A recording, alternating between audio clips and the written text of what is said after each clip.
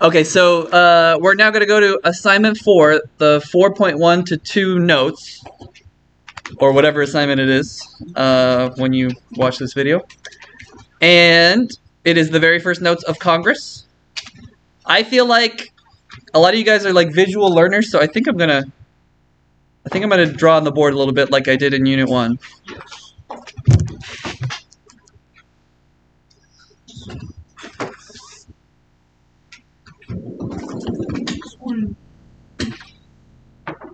Hopefully the camera can see what I'm doing.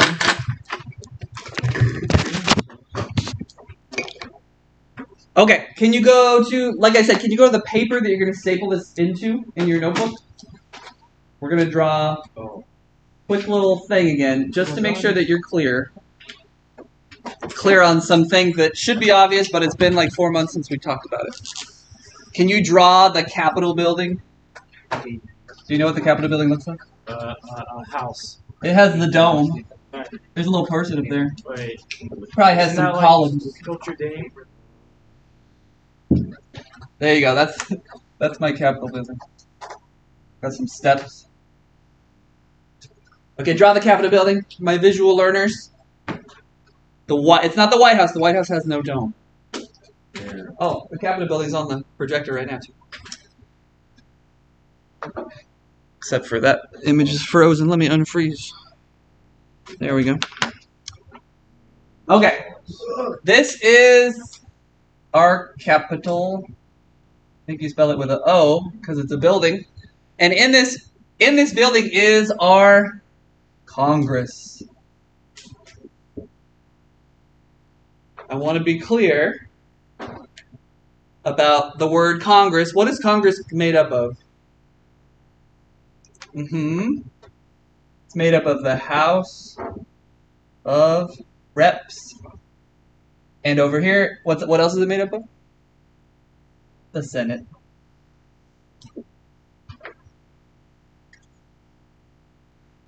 It's Capitol building.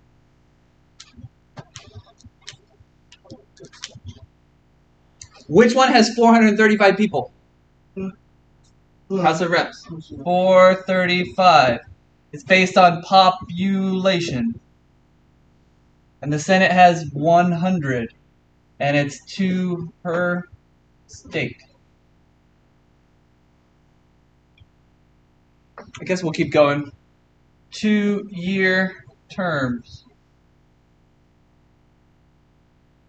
Which is the same as saying election every 2 years. And then the Senate, 6-year terms. And then every 2 years over here, 33% up for election.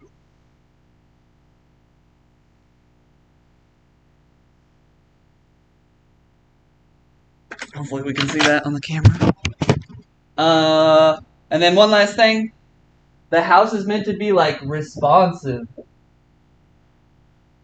And like changing as Americans' attitudes, like if they get angry about something, the House can change quickly because there's a 2-year election where 100% are up for election. And the Senate is the opposite. Senate's meant to be stable. In case America got a little crazy and like started voting for Nazis, it would like not all change in 2 years. We could get back to our senses and say, oh no, we don't want Nazis. And so the Senate would not have become Nazified. You know what I mean? Because like not 100% was up for election. No Kanye jokes. Okay, that's it. That's it for the board. You get all that on your paper? I'm happy.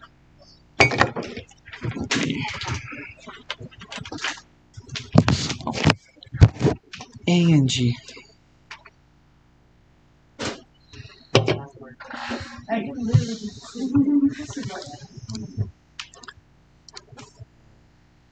Okay, here we go. Notes on Congress. We're going to go back to the fill-in paper. When was the last time I did notes? Yeah, months. Even since I came back, we haven't had any learning to do. Just taking the test. I don't think videos count. Right? Yeah, they don't count. Your notebook's over there in the cupboard. You should ask him. Okay, you guys ready? Let me grab a filling note paper.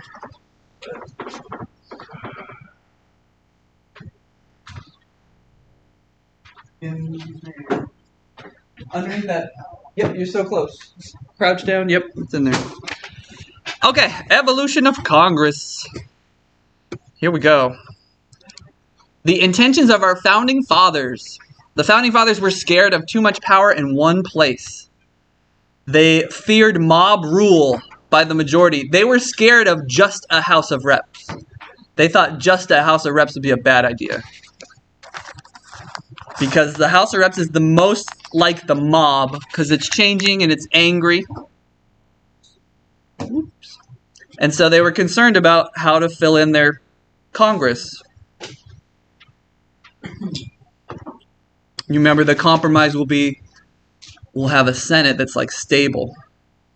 When you want to pass a bill in America, let's say you want to pass a bill to protect gay marriage, which they recently did. Who has to vote yes on it?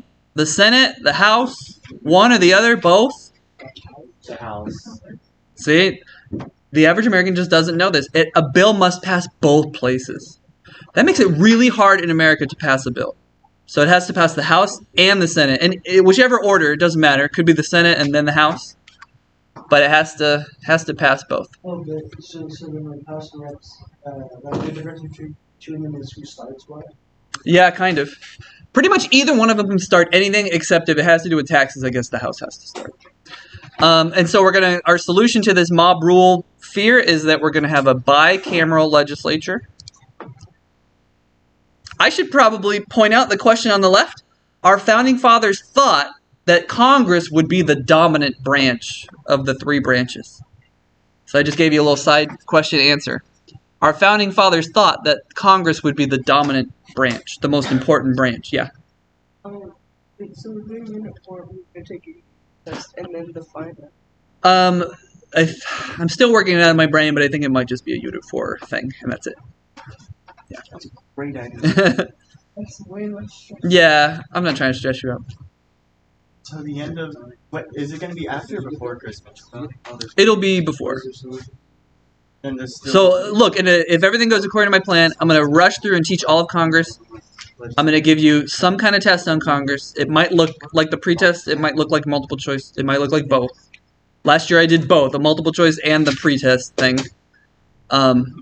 We wrote those answers on the back of the Scantron. And then I collected notebooks, and that's what the last 2 weeks looked like. So we'll see. I'll see where your knowledge is at. Okay. And so in order to deal with this mob rule concern, we created the upper house, which is the Senate. Okay? Back then, when the country started, we did not vote for our senators. They didn't trust us to do it. They had the state legislatures vote for our senators. That did change about 100 years ago, though. We passed an amendment to change that, the 17th Amendment. But it's further proof that our founding fathers did not trust the people. They didn't trust us to vote for the Senate. Ooh. All right. So we kind of know this already, but representation was settled with a Senate that would have equal representation and a House that would have population-based. What did we call this compromise? It had 2 names, actually. What did we call it? The Great Compromise. And also the Connecticut Compromise. I'm going to be using this video for AP in January, so you're going to get more detailed notes today. Let's go. I don't know about that, but I'm going to teach it like more in depth a little bit. I just know that they're doing this in January, and I have something planned for that day. You'll know because I'll be gone for your class too. All right. Boop, boop. Oh, there it is. There was a belief that our founding fathers thought that the Congress would be the dominant branch. I know this because in the Constitution, Article 1 is all about Congress. You remember that activity you did where you had to answer a whole bunch of Constitution questions and read the Constitution in the textbook? Article 1 was all about Congress. So that tells you they made it the number one thing to talk about, the first thing to talk about. Do you guys still think Congress is the dominant branch? No. What do you think it is now? I think so too. I think the president is now the dominant branch. Yep. Question on the side. How did the founders deal with this idea of mob rule? Yeah, they will create a Senate. The question kind of gives away the answer, but the creation of a Senate that has 6-year terms maybe is a good answer because it would be stable. Oh, up here my answer is they would let state legislatures elect the senators. Either way. Both right answers. Okay, these slides right here, these are like AP Gov slides. I skip them in regular Gov, but I know that I'm going to use this video later, so I am going to put it up. And I know you guys, you like to not have blanks, so you'll probably want to fill it in.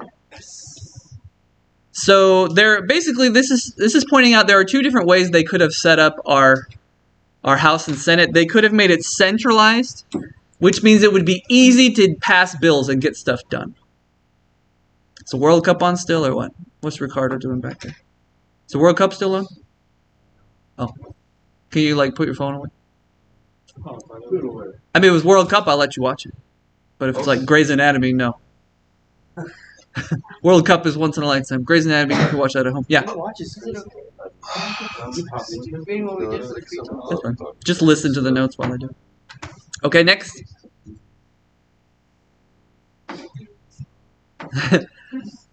This is just a bunch of notes that are describing what a centralized House or Senate would look like. It would have strong leaders.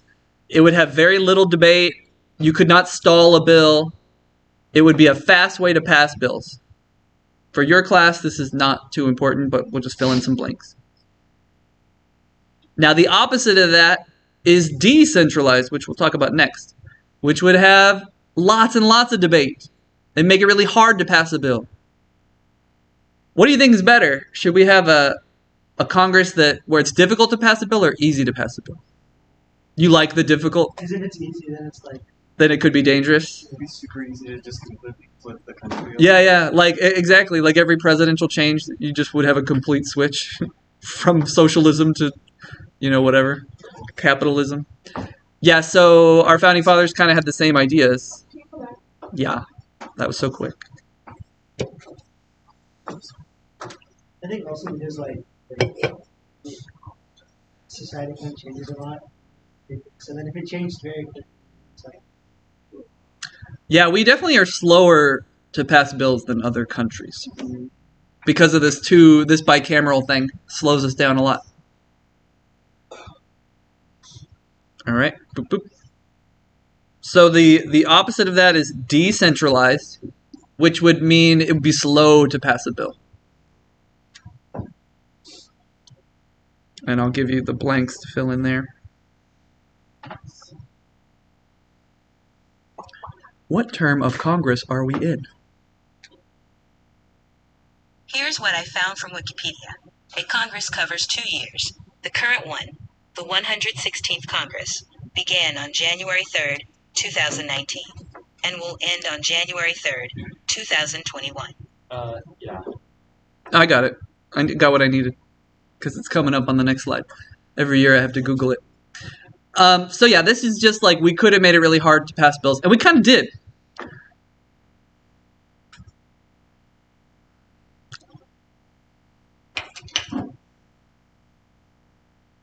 We actually made one place easier to pass bills and one place harder to pass bills.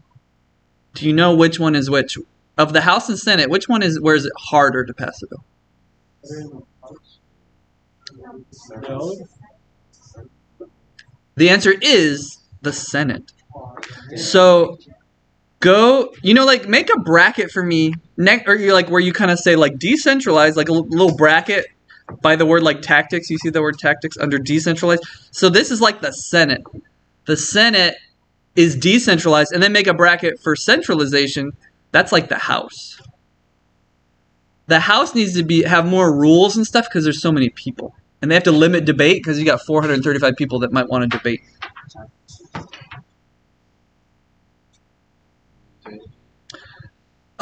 So all these notes we took on centralization, that's like the House. And all the notes we took on decentralization, that's like the Senate. In the Senate, you actually need like 60 votes to pass bills instead of 51. Most of the time. So It's harder to pass stuff in the Senate. So right now, the House just became Republican for January, but the Senate did not. And so, like, we know that a bill has to pass both places, and now they don't agree with each other, so we're probably not going to see a lot of bills passed for the next 2 years. Okay. Would centralization allow for a more efficient or less efficient Congress? Which one is it? More. Yeah, more efficient. If you had to sum up our Congress today, is it quick to act or slow to act? Slow. So in general, it's decentralized. Central? Yeah. Like in general, yeah.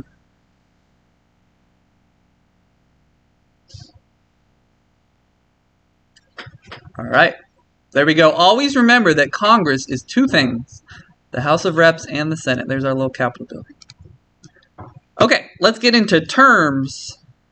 You just heard me ask Siri what term that we're in.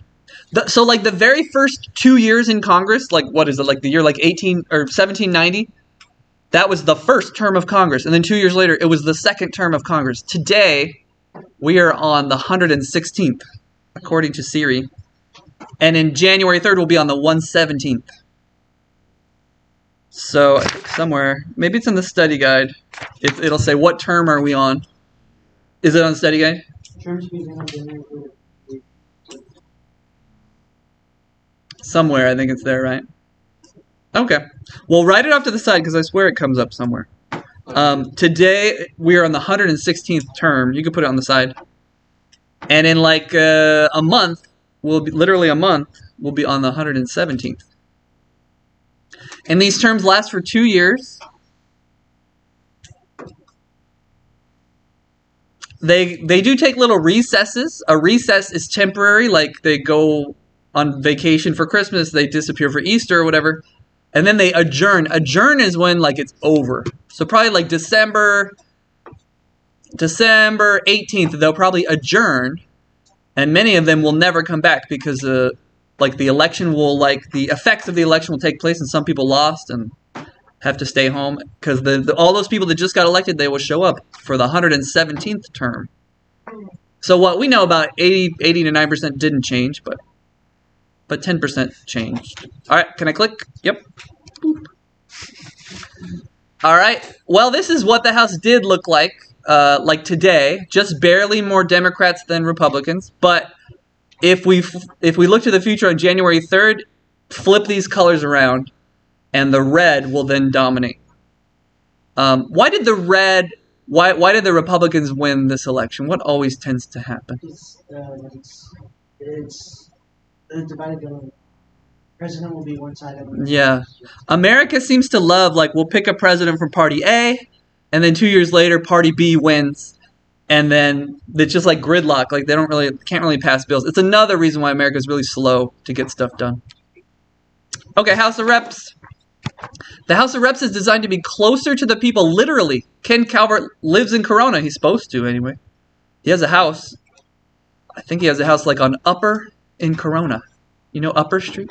Nice little street. I think. I don't know. Designed to be close to the people with literally people living in your district. Is this on your notes? Yeah. Okay. All right. The members. This is the only thing when America started that we could vote for. We couldn't vote for senators and we couldn't vote for president because the Electoral College kind of does. It's the only thing we could vote for. Members are elected from smaller districts. Anybody know how many people are in these districts? Any guesses? What was it, 8,000? How much? 8,000? No, way bigger. 800,000? There you go. About 750,000. 750,000. Like, that's roughly. I think Wyoming doesn't even have that many people, so I mean, I'm not even kidding.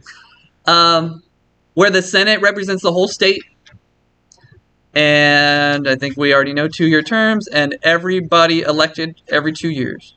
Oh, we got another note. Revenue bills or tax bills must start in the House. How old do you have to be in the House of Reps? Over 40. No, 25. Just 25 years old. That's actually. Yeah, I don't think anyone said. I can finally be in the House of Reps.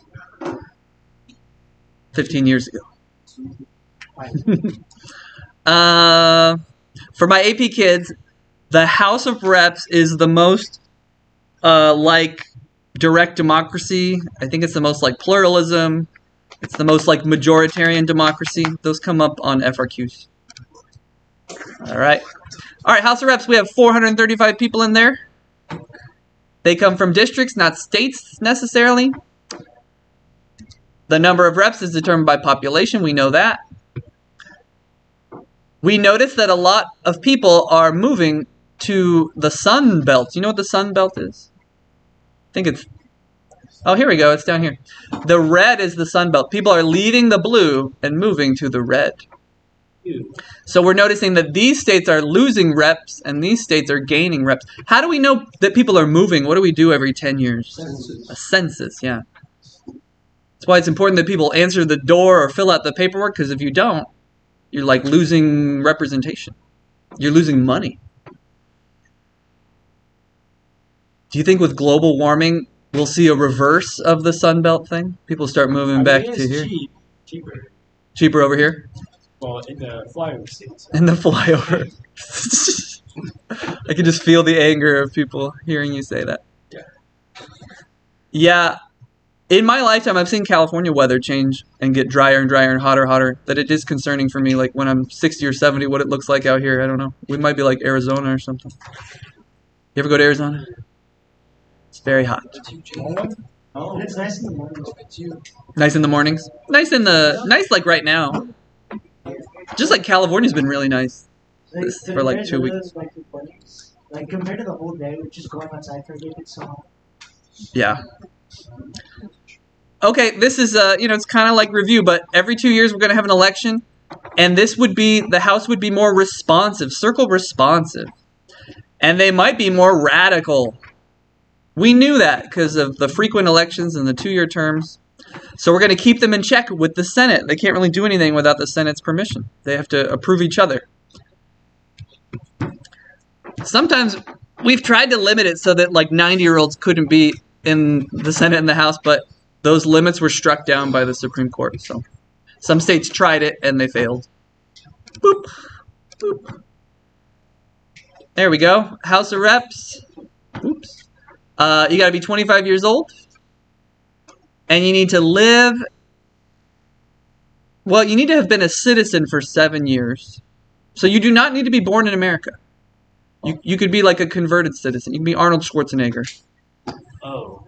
And you need to live in the state that you're running in. But that seems like, I don't know. Sometimes they don't enforce that. Living in the state. That means that I can run.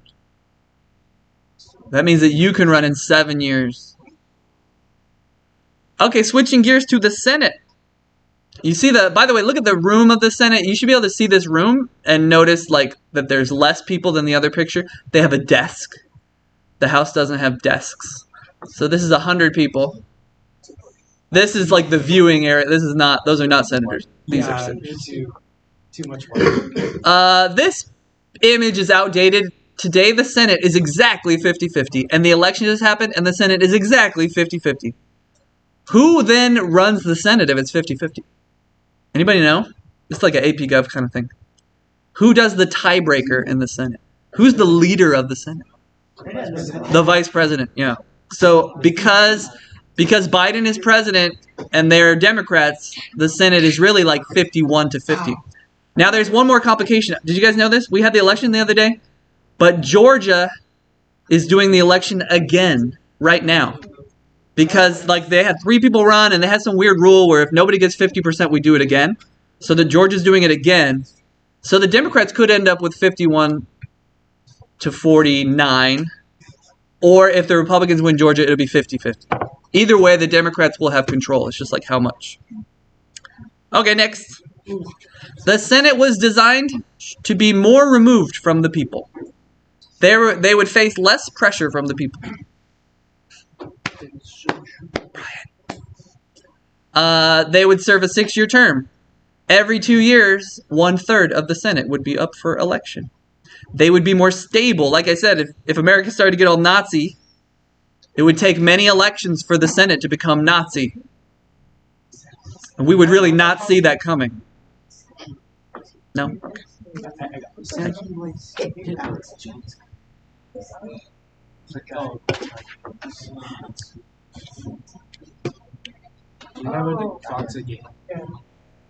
Okay.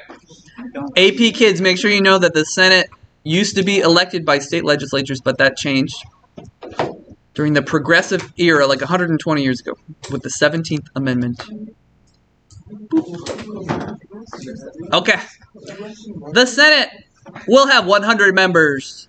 It's a smaller size. You can debate a lot longer in the Senate. It's more informal. AP Gov kids, circle the word informal. The Senate is informal. That means there's less rules.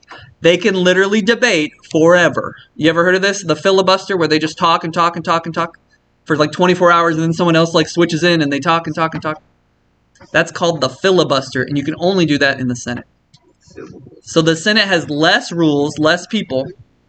The House has more rules. I have to be much stricter with my classes of 42 kids than I have to be with you, because you're just like 15 kids. So it's the same thing. You're like the Senate. We're more relaxed in here. I have more power than You have more power. If you were in my like 4th period with 42, you could not we couldn't interact as much because it'd be like, stop, no, I gotta teach. It's too many people. Yeah. So it's the same with the Senate and the House. Okay, with the Senate, you need to be 30 years of age. And then what's the next age limit? What's the president age limit? 35. So you see 25, 30, 35.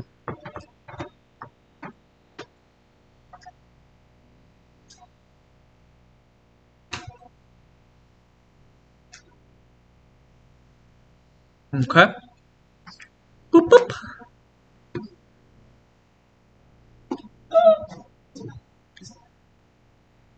Go ahead and answer the side questions on qualifications for House and Senate. I'm not going to give away the answers. Want you to have to do something on your own.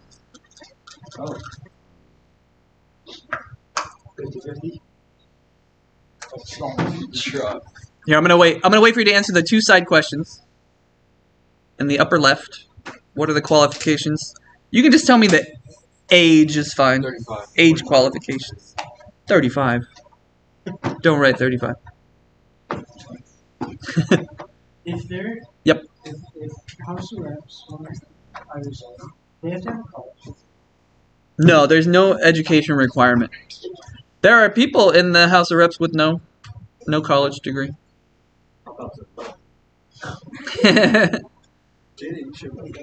Well, we could look at how much money they make too. Be like Kanye West. Not too much. 100, something like between 100 and 150,000. It's crazy they make so much and they don't even Yeah, that's boring. That is unfair. I think the perks are better than the money. They get like free travel. They get like a sort of allowance for like apartment and food. Okay, so the Senate, like I said, the Senate is more decentralized and informal. Fewer members, fewer rules. They don't have a Speaker of the House in the Senate, like a leader, a true leader. And I mentioned this before, the 17th Amendment said that we could vote for senators about 100 years ago. I want to talk a lot about number 3, though. Especially AP Gov, listen up. But you guys, too. Just to know, you need to know this as an American. You remember I said the Senate is hard to pass stuff? It's because if you don't have 60 votes on something, then anybody can talk for as long as they want and block you from voting. This is called a filibuster. To talk something to death. Can you, when you get there to the word filibuster, can you do a little dash and define it? Use of filibuster. It's to talk a bill to death. The filibuster is to talk a bill to death. How many votes do you need to stop someone from talking? 60. Which is also known as 3/5 of the Senate is 60. Can you write down? That's actually an answer. So bottom left question, how do you kill a filibuster? 60 senators must vote to make them stop. Do you think that right now there's 60 senators that would vote to like stop a filibuster? Think about the breakdown. What's the breakdown in the Senate right now? 50-50. So can they ever get 60 to vote on something? Probably not. Yes. Wait, wasn't there like someone who said like you can? Yeah. Is that Ted Cruz? So many senators, they like to filibuster because it gets them attention. It gets them on the news. You know, they want to be on the news. They get all excited about that. So I can picture Ted Cruz did a filibuster and he read Green Eggs and Ham. He was like, my daughters are going to bed at home, so I brought a book to read them. It's like so cheesy. And they read the phone book. They read the Constitution. They just stall. They just talk about nothing for like 20 hours. Read the phone book. Yep. They are not allowed to leave the podium. If they leave the podium, then their filibuster is over. So if they pee, they're not allowed to eat. You know. So yeah, there are rumors that people brought bottles to pee in, especially like back when like America was just getting started. So Can I join this? they have to talk while they're like passing. I don't need a Trying to pass bottle. these rules. I want you to okay. Let me give you an example. Let's say today. Let's say that today the Democrats in the Senate, let's say they wanted to pass a bill that would protect abortion in all 50 states. That's like a very like contentious issue, right? So the 50 Republicans would be like, hell no. And so one of them would say, I filibuster, and they would have to get up and talk. And then they could do it in teams. And basically, if they take away it takes days, and days turn into weeks. Let me give you an example. During the Civil Rights Movement, this is so depressing. They were trying to pass a bill to protect African Americans in the South, like the Civil Rights Bill, that like no more segregation. And one of the political parties didn't want it to happen, so they filibustered for 58 days. There was always someone talking and stalling for 58 days. They had bunk beds at the House of Reps. It's not one person, but they would rotate like a team. Like you have the midnight to 6 a.m. shift. I'll take 6 a.m. to noon. I gotta respect that. Respect the racism. Well, They're very committed. well, they're committed. They're committed. I have to respect it. So yeah, there's some terms you need to know. Okay, filibuster. I already told you what that is, and then to get rid of filibuster is called cloture. Everybody say cloture. Cloture. Okay, maybe like define that. That's to end a filibuster. How many votes to end a filibuster? Why does America not get anything done? Because it really takes 60 votes to do stuff in the Senate. So do they just like stop it? Then is there like a set required amount of time they have to pass a certain bill? No, it's like unlimited. So they can make it going forever. Yes, yeah. Here's the thing: a lot of people don't even filibuster anymore. Like, let's say that abortion bill, they wanted to vote on it. Somebody would just be like, I filibuster, and they would ask the room, do we have 60 to stop them? No? Okay. Next bill. They don't even make them filibuster anymore because they're like too crunched on time. So pretty much the effect is that they don't even really need to talk, and they can still stop a bill by threatening to talk. Like, I'm going to talk. All right, forget it. We won't pass the bill. So this is why America is really slow to pass laws, because we don't have 60 Democrats or 60 Republicans in the Senate. So it's really hard to get 60 people to vote yes on something. What's the point of the filibuster? Great question. What is the point of a filibuster? You know what? We added a filibuster. I forget how long ago. It's not in the Constitution. We could just get rid of it. It does not need to be there. It was called a gentleman's agreement to make it so that they would have to compromise more. So when your party loses an election, you're really glad the filibuster exists. And when your party wins, you're really frustrated because you're like, we could make college free or something.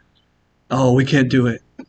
So it's tricky. You like it when you like it, and you hate it when you hate it. But they could get rid of it, and there's talks of getting rid of it. The Democrats wanted to get rid of it right now. They were ready to get rid of it, but 2 Democrats voted no, not to get rid of it, so they couldn't do it. That guy from West Virginia, If you remember in Unit 1, I talked with some classes about him. And the girl from Arizona, they did not want to get rid of it.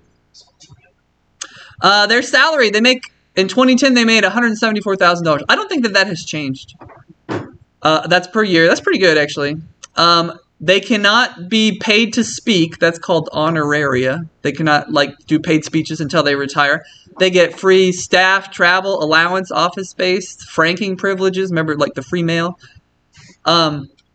They cannot be sued for something they say while on business, and they cannot be arrested or detained while going to Congress or leaving Congress. Why do you think that is? What were our founding fathers scared of to put that in the Constitution? Maybe that the president would arrest them, and put them all Hitler kind of would do that stuff. He'd just arrest the whole Congress or whatever. I don't think we need this, and I think that But that's a question. it is a question. I answered it though. Why do you think a law exists to protect senators going to and from the Capitol? And then when we look at our Congress, describe the average Congress person. What do they look like? White. White? What else? Male? What else? Sexist. Protestant, Christian, older probably, 50 and above, 60 and above. They don't know what TikTok is, you know what I mean? They think Be Real is a movie about bees. They probably believe in the spaghetti monster. I don't know if there's more slides here. Oh yeah, here we go. This just says that over time the Congress is getting a little bit more females and more people of color are being elected. The females and people of color, though, what party more often attracts them? The Democratic Party, yeah. There we go. This is a couple years ago. A bunch of women were elected to the House and Senate in the year of Trump. You remember the Trump year? The year of Trump. In the backlash to Trump in 2018, a lot of women were elected. This is. Did I say we're in 116? Right. So this is the 116th Congress. These are the Republicans. How would we describe the way they appear? The guy has an eye patch. He does have an eye patch. Yeah. Yeah. No, but look. Can you find someone who's not white? No. How many women? One. So you see the differences between the parties. This is the Democrats. What this means, what I mean by this is these are new members that won for the first time ever, and these are new members that won for the first time ever. Look at the big difference in diversity, right? That's Skylar White, actually. You recognize any of these people? AOC? You know AOC? No. Down here? This is the first year she was elected. I think. I could be wrong. Mustache and Mustache? yeah. The other person that wore was Looks like that one guy laughing. Okay, we are done. Answer your side questions and do at least a 2 or 3 sentence summary. And see you later.